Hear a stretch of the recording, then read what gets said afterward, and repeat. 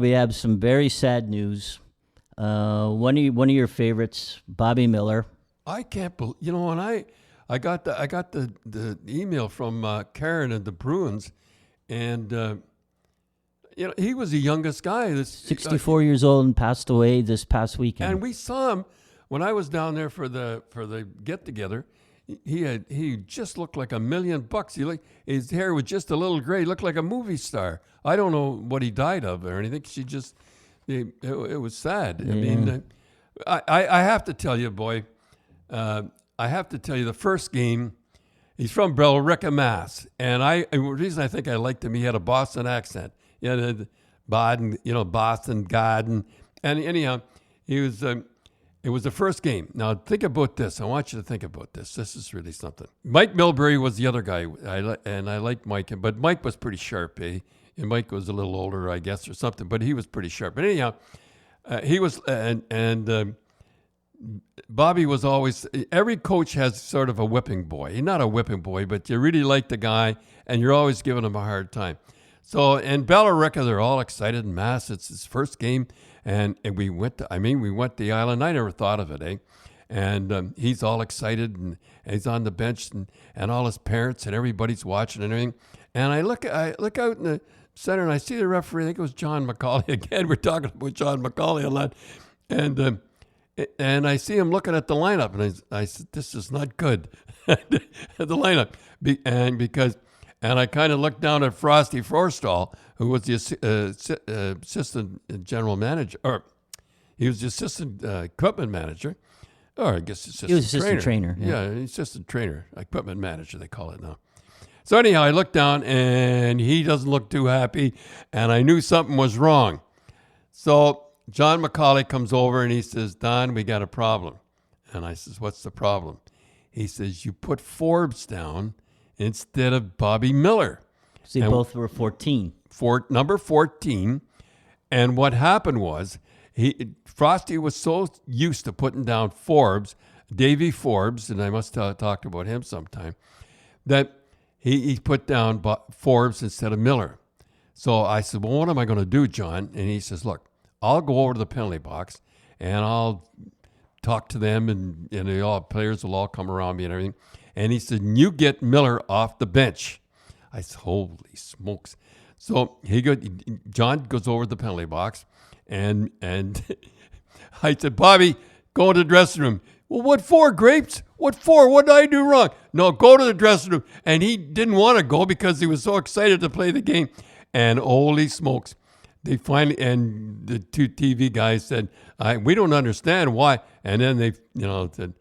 And I looked down at Frosty, and Frosty had a towel over his head. So did you still let him fill out your lineup sheet? Oh, yeah. He never made a mistake after that.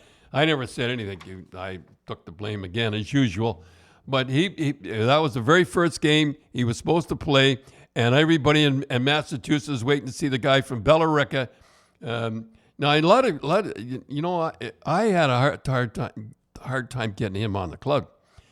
Now, we had a OHL.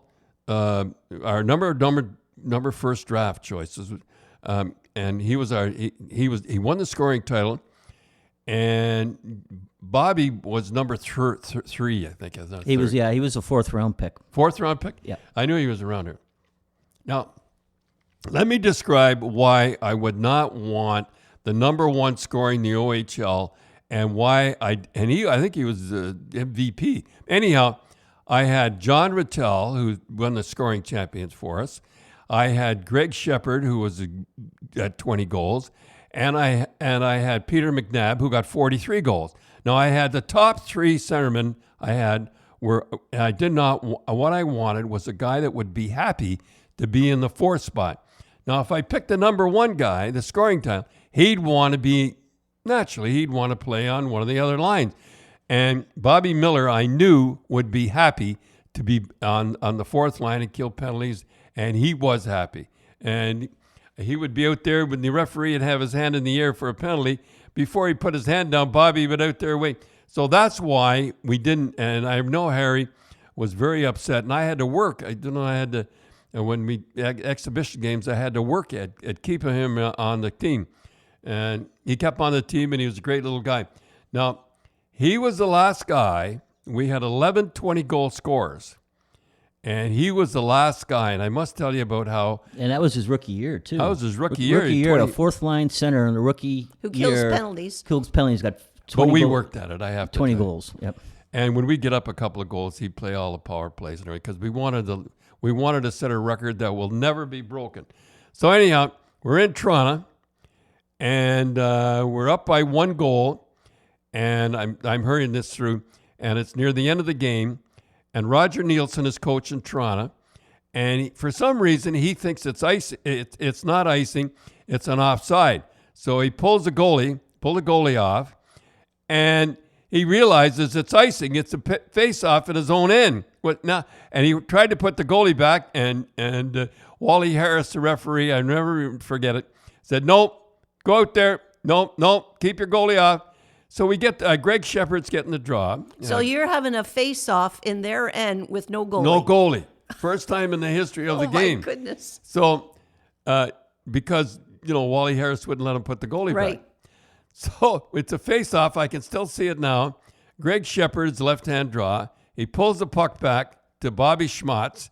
Bobby Schmatz puts it over to Miller because we wanted him to get the 20 goals. And I remember Borzi Solming was laying across the net playing net. He was going to block the shot. He goes to go. He's going to pass the puck.